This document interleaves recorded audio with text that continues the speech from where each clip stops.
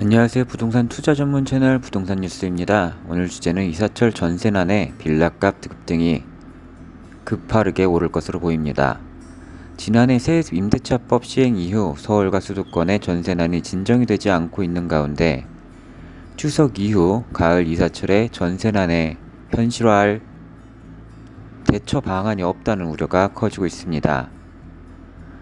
정부가 하반기 집값을 안정시킬 뾰족한 해법을 내놓지 못하는 가운데 추석 이후 가을 이사철에 전세난이 본격화할 수 있다는 지적이 나오고 있고, 급감했던 아파트, 전월세 매물이 여전히 새 임대차법인 전월세 상한제와 계약갱신 청구권의 시행, 이전 수준을 못 미치고 있어 지난해 가을과 같은 전세난이 반복될 수 있다는 것입니다.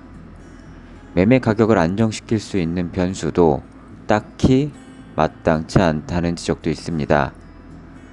부동산 빅데이터 업체 아실에 따르면 서울 아파트 전월세 매물은 37,045건으로 새 임대차법 시행 이후인 지난해 8월 1일 59,708건에 비해 38%나 줄었습니다.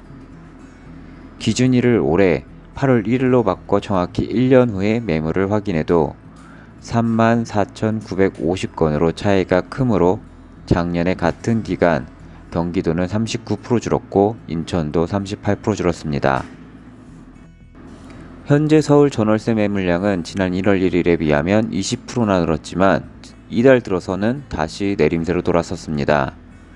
문제는 서울 아파트 전월세 매물 대신에 선택할 대안도 마땅치 않다는 것인데, 지난해 12월에 가장 큰 폭으로 올랐던 서울 빌라 매매가는 올해 더욱더 크게 오를 가능성이 크고, 올 들어 8월까지 전국 연립주택 매매 가격이 누적 상승률은 4.66%로 지난해 같은 기간 상승률을 훌쩍 넘어섰습니다. 빌라가 아파트보다 많이 팔리는 기현상도 9개월간 계속 진행되고 있고, 서울 부동산 정보광장에 따르면 이달 등록된 서울의 다세대 연립주택 매매는 현재까지 1,189건으로 아파트 매매인 412건의 3배에 달했습니다. 전월세 가격은 단기적으로 물론 중장기적으로도 집값과 상관관계가 큽니다. 하지만 집값은 거래 절벽 속에서도 상승세를 이어가고 있습니다.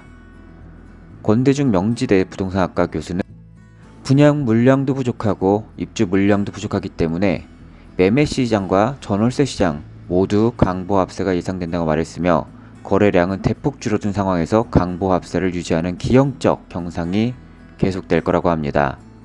전문가들은 대출 규제, 기준금리 상승, 경기 침체 등 하락 변수의 영향은 크게 받지 않으리라 봤고, 금융당국은 유동성 옥죄기가 매수 심리를 잠재우기엔 역부족이라고 보고 있습니다. 박합수 국민은행 수석 부동산 전문위원은 부동산 시장 상승 변수와 하락 변수를 비교해보면 6대4 정도로 상승 변수가 우위에 있다고 평가했습니다. 올해 가을에는 빌라 매매 가격이 전세가와 비슷해지면서 더 올라갈 추세를 보이고 있습니다. 현명하고 안전한 투자를 하시길 바랍니다. 구독과 좋아요 부탁드립니다.